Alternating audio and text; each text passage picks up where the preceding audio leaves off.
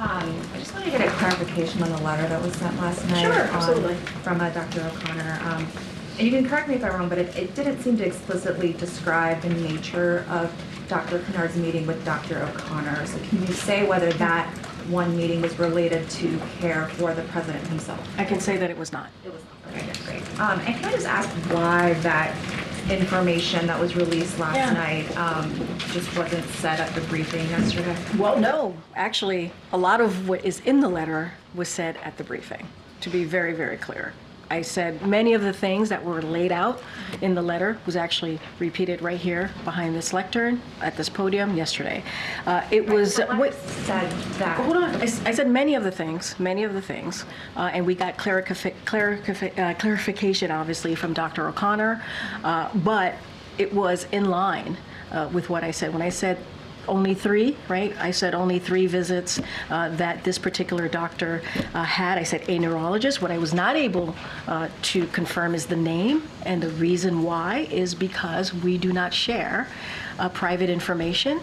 That is something that we respect, and we wanted to make sure that we protected our consultants here that work with the White House Medical Unit, their security as well. And so that is the one thing that I was not able to confirm. Obviously, Dr. O'Connor's letter confirms that, but we had to get permission from Dr. Kennard and also the president in order to put that information. And it is not normal, and that also states that in Dr. O'Connor. But many of the things that I said right here at this podium is in the letter. And can I just also ask a little, this is the second time in less than a week where the briefing had prompted a need for later clarification on questions about the president's health. And I'm just wondering if you could speak to... So I disagree. Sungmin. It's not. Yesterday, a lot of the things that I said right here in this briefing room, I know you were not in the briefing room, it's in the letter. It was in the letter. It was being incorrectly assumed and insinuated that the president had seen Dr. Kennard more than 3 times. I said that it was only 3 times that the president had seen a neurologist. I didn't confirm the name, but I did say it was only 3 times. It was being incorrectly assumed and insinuated that the president was being treated for Parkinson's. I said right here that the president was not being treated for Parkinson's. I actually went a step further and said he wasn't taking medication for Parkinson's. I said that right here. It was also being assumed and insinuated that Dr. Kennard was someone who only worked on Parkinson's when in fact he's a general neurologist. That was something that Dr. O'Connor was actually able to confirm, that he was a general neurologist, in fact a general neurologist. And we also wanted to we just wanted to set the record straight. And so you know, it is important. We believe it was important to all of you. I actually even said here at the podium, if there was more information that we could provide, we would do that. We would do that. And we did. But many of the things that I said right here is in the letter. Is in the letter. Okay. Thanks, Corinne. The White House has obviously fielded a lot of questions in recent days about the president's health, whether the White House has been forthcoming or not about that issue. And I just wondered, have the last 12 days made you reconsider any specific statements that you might have made in recent months on that issue? I appreciate the question. I really do, and the opportunity. I think there has been moments here when I have said, and especially in the gaggle, I think, and actually yesterday, if I have, misled in something that I've said or haven't had the full information, I actually own up to that. And I actually say, I will do my best to get you the information. Hence the letter for Dr. O'Connor, right? And so I will, I've always said, I've always been committed to doing the best I can to give you the information that we have. That is a commitment from the team. It has been an unprecedented time. I think you guys could admit that, right? It is an unprecedented time. And so we are meeting the moment, a new moment that has never really existed before. And so we want to make sure that we get you all the information that we have. And when we don't have it, we do try our best to provide that information. And so that is something that I'm going to continue to do. And I've always said it is an honor and a privilege to be standing in front of you every day, exercising in the freedom of the press. This is a briefing that is watched around the world. because we lead in democracy, right? We lead in the freedom of the press and what that looks like. Honor and privilege, and I will continue to do my best to do just that. And we certainly understand, you know, you speak on behalf of the president and you defend him, his actions, his positions, his policy positions included. Could I just ask you about one example, just going back, that comes to mind? September. In the past, you're talking about the last 12 days? I'm talking about You just- well, recent you- months. No, well, you just said recently, it's been, you know, we've been going back and forth. And so in the last, 12 days or so, that's how, I believe that's how you asked me the question. I was talking generally. Okay. But if I could just ask you about one example. I mean, look, if you're going to ask me about something from months ago, it probably would be fair for me to, I probably won't be able to answer that right away, whatever it is that you're going to say to me. Come back to us. Yeah, I'm happy to do that. But it's also to say, hey, from September of whenever year, right? That is something that I probably should give a little space to kind of see exactly what you're speaking of. Okay, and that's fine if that ends up being I just want to make your sure that response. we Sure. kind of give some context here. Yeah. Yeah. And you'll remember this. This was an event where the president called out Congresswoman Jackie Walorski, looked for her in the room even though she had recently died. You told multiple reporters at the time, and this was asked in multiple different ways. She was top of mind. Right. Yeah. It was because she was top of mind for the president. I mean, would you, on that example, would you offer a different explanation? I would not, because honestly, I spoke to the president right before coming out that day, and that is what the president told me. It's not something that came from me, that is something that came from the president. So he was saying even as he was looking for her in the moment, it wasn't a She was misspeak? she was top of mind. Okay. That is coming, as you just said in your question, I speak for the president, I speak on behalf of him. That was coming from him, and I was delivering directly from the president what he was thinking at the time. Great. A very different kind of example, and this is more recent. Sure. When the president was in Italy for the G7, and you remember he skipped one of the leaders' dinner, which was a major event for the summit. And I remember you were asked about it by reporters, and you said, we shouldn't read too much into the fact that he's skipping one dinner. I mean, would the explanation actually have been that he was tired and that he needed to skip something that was happening so he didn't And my answer stays the same. I wouldn't read too much into it. It's not the first time that he has. He has a really busy schedule, and there's a lot going on. As you know, when the president is abroad, he has continued to do domestic stuff as well as meeting with global leaders. And so I truly would not read too much into it, and I will leave it there. Okay, I have a very final question on the annual Sure. letter from Dr. O'Connor. He said that the president continues to be fit for duty and fully executes all of his responsibilities without any exemptions or accommodations. Just because it's been a couple of months, do you know if that statement is still accurate? It's still accurate. So no exemptions, no accommodations? No exemptions, no accommodation. Thank you. Part about the president, his ability to serve 2 more years, that there might be a challenge at the convention, and if there is there the ability to throw out the virtual nomination? As I've said before, I'm with Joe. Yes, no, don't yell, way in the back, right there. I'm curious for your reaction to Senator Whitehouse and Senator Wyden's request that the Department of Justice appoint a special counsel to investigate Clarence Thomas. Is that something you'd support? Look, the bottom line is the Supreme Court is way off the deep end, and in so many different ways, as we've documented today.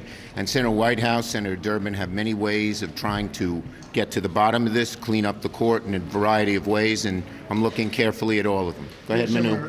Senator Murray, who just left, made a statement last night saying that she believes that Biden needs to do more to demonstrate that he's strong enough to defeat Donald Trump, articulate a vision, and must seriously consider the best way to preserve his legacy. Do you agree with her sentiment? As I've said before, I'm with Joe. But Senator Schumer, doesn't Thank it you, leave everybody. Democrats in a difficult position? What do you say to Okay, you were listening to Majority Leader Chuck Schumer there, who said repeatedly, "I'm with Joe." It's what we heard him say when they returned from recess yesterday. It's what we've heard him say now, and it appears to be his standard line.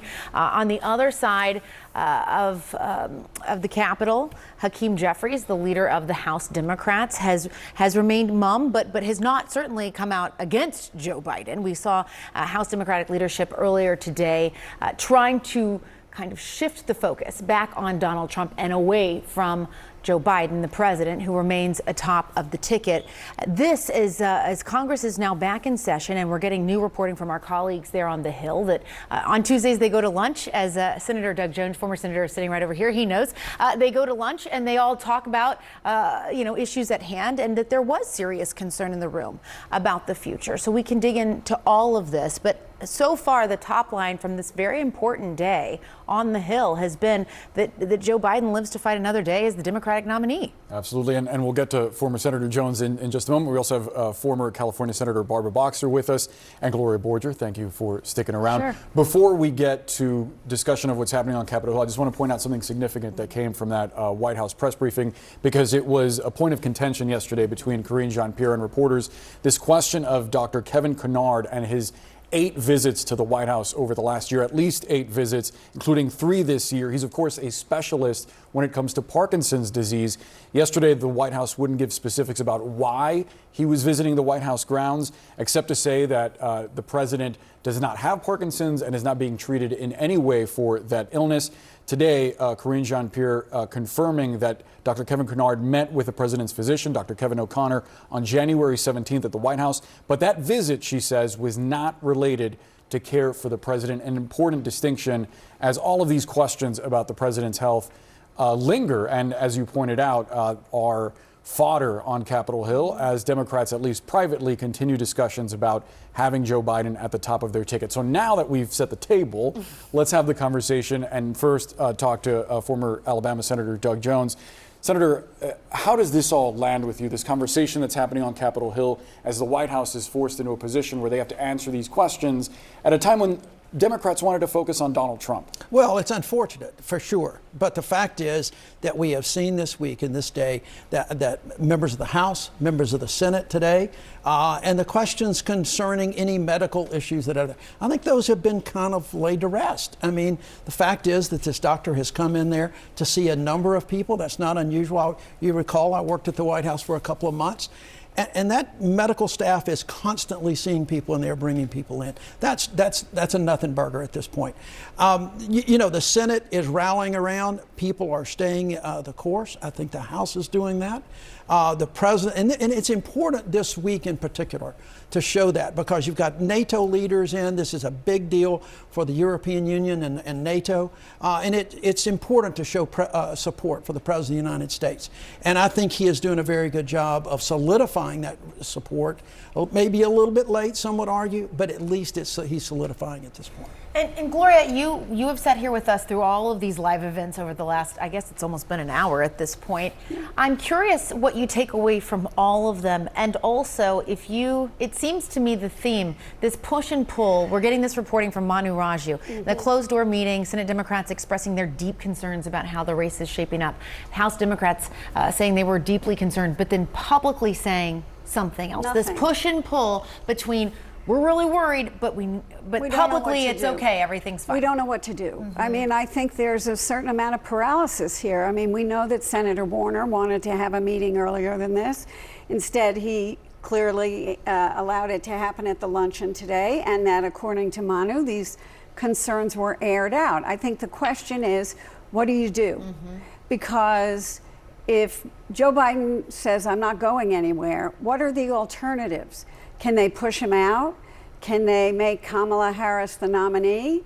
How would that work? How could you do that? And by the way, would it work?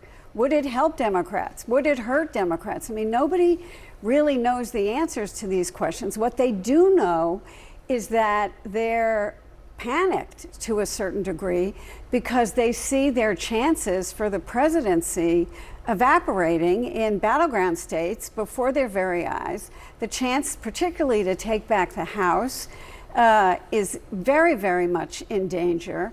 And they don't want to sit there on their hands, but they don't have an incumbent who is willing to say, okay, let me work with you on this so we can win. And I think that is a disappointment. I've talked to a bunch of Democrats who are disappointed at Biden's sort of challenge to them, go challenge me. They didn't feel that that was very gracious. You're right, that was in the letter, and Yes, then in his and- appearance yesterday. Yes, yeah. they didn't like that. They're like, you don't want to lose. You've been around long enough, and you don't want to lose. And so I think there's a sense of what do we do? What comes next? And as we heard over and over again today, how do we turn the page and make this about the person we wanted to make this race about all along, which was Donald Trump, who for the last more than 10 days has been getting pretty much of a free ride here. And they tried to do it. We saw that in the press conference after the House Democrats met. And they barely mentioned Joe Biden. But how long can that go on for? Let's bring Senator Boxer into the conversation. And I'm wondering, Senator, what you make of where the narrative is surrounding President Biden, because even though you hear from the majority leader there saying, I'm with Joe, you hear from other House members saying similar, the reporting is clear that behind closed doors there is rampant concern about the potential next 4 years for Joe Biden. Well, I have to say, the media has got its story. You've just put it out there. Gloria's just put it out there. You ask people in the Congress, the leadership, are you with Joe? They say yes. Now the story is, well, behind closed doors, they're not. Let me tell you something. I've been around a long time. You can tell that. And I have never seen a candidate pummeled like this, day in and day out. And in today's poll, I urge you to look at it, the Emerson poll, he does better than every other Democrat we have. And they're terrific. He's the only one within the margin of error. This is Joe Biden. This is his life story. And I believe he is going to be that kind of a comeback kid because it's in his nature. The more you pile on, the more he's going to talk about what he's done for the people. 15 million jobs. The other guy was the only one since records are being kept who actually left office with fewer jobs. He's a convicted felon. He has been found by a civilian court that he, in fact, sexually abused a woman. This thing goes on and on. But the more the press and the elites focus on Joe, the more he's going to win it with the ordinary working people. That's how I feel. Senator Boxer, do you think that Joe Biden is the only one that can beat Donald Trump? Do I think? Here's the deal. Today's poll, the Emerson poll, shows he's within 3 points. Kamala is next best. She's losing by 6. Newsom, my great governor, is losing by 8. Whitmer is losing by 10. That's just a poll. I think Joe Biden can beat Donald Trump. Frankly, I think anyone with a heartbeat and a pulse should be a man who says he's going to destroy our democracy. He's going to criminalize abortion. He's taken away our rights. When his lips move, he lies. So I think anybody could. But again, I think this pummeling of this man at some point is going to backfire on all those who just want to focus on him and not anybody else. But that's people in your respectfully in your own party. I mean, these are Congress people, these are Democrats that have come out and said this. It's not just elites Yes, in the 9 media. Democrats. Well, excuse me, 9 Democrats out of 435. You're absolutely right. Most people don't know who they are, and God bless them. I was one of them. I served for 10 years. What matters now is unity. Just look at what happened in France. People came together. That's what our leadership knows. If we come together, we can defeat this right-wing, white nationalism. They want to take away all of our private rights. They want to take away our very democracy, our very soul of what it means to be an American. So here's the deal. Joe can do it. I think he can. There was this long, lengthy lunch that Senate Democrats had today.